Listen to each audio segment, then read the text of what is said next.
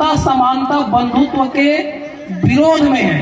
वो जो तथाकथित वर्ण व्यवस्था है उसके आधार पर राजपाट चलाना चाहते हैं। यदि वर्ण व्यवस्था के राजपाट के आधार पर अगर हमारे लोगों को राजा भी बना देंगे तो उनकी विचारधारा को वो लोगों के बीच में ले जाएंगे, इससे हमारा भला होने वाला नहीं है। यदि हमारी विचारधारा वी नारायण सिंह जी की विचारधारा के लोग यदि शासन सत्ता में बैठते हैं, गुंडा जी के विचारधारा के लोग बैठते हैं, जो जल जंगल जमीन की रखवार है उनके पीढ़ी लोग अगर बैठते हैं, उनकी विचारधारा के लोग बैठते हैं, तब हमारे लोगों का विकास होगा। जब मैं बाबा साहब की बात को आप लोगों को याद दिलाना चाहूंगा। 1932 में जब फाइनल गोलमेज सम्मेलन हुआ था, तो गोलमेज सम्मेलन से जब वापस आए बाबा साहब अम्बेडकर, तो हमारे लोगों को सब मिले, तो उनको एक बहुत महत्वपूर्ण भाषण दिया था। बाबा साहब का कहना था कि आप हमारे हालात में बदलाव लाने का या अपने जीवन में बदलाव लाने का सिर्फ एक ही रास्ता है। वह रास्ता है राजनीतिक कार्रवाइयों का, वह रास्ता है उचित कानूनों का।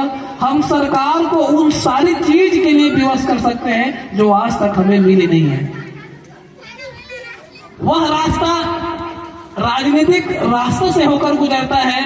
माला फेरने या प्रार्थना करने के बजाय हमें राजनीतिक कार्रवाइयों की ओर आगे बढ़ना पड़ेगा।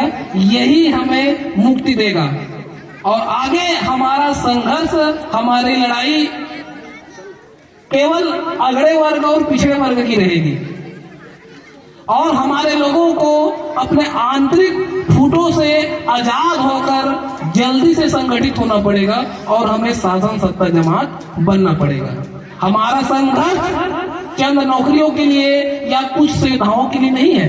हमारा संघर्ष है कि हम एक शासनकर्ता जमात बने और यही संघर्ष का रास्ता हमें बाबा साहब डॉक्टर भीमराव अम्बेडकर से लगभग 150 साल पहले वी नारायण सिंह जी ने भी हमको सिखा के गया था कि भाई वो जमींदार थे, मतलब उस समय के 300 गांव कोई रियासत के राजा थे और आज इसी राजपाट को हमें फिर से संभालने की जरूरत है और जितने भी प्रावधान कानून आदिवासी के हितों के संरक्षण के लिए बना है उनको मिलना चाहिए। मैं जस्ट एग्जांपल दूंगा कि अभी केंद्र सरकार और राज्य सरकार हमारी हितों में अभिवृद्धि के लिए बजट बनाती है।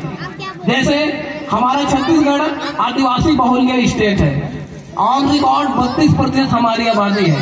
32% के हिसाब से हमारे लिए ये बजट बनाई है, तो टोटल 32% तो नहीं बना पाई, 21% जो बनाई है उसके हिसाब से हमें इस साल के बजट में 26,000 करोड़ हमारे आदिवासी समाज के लिए मिला है।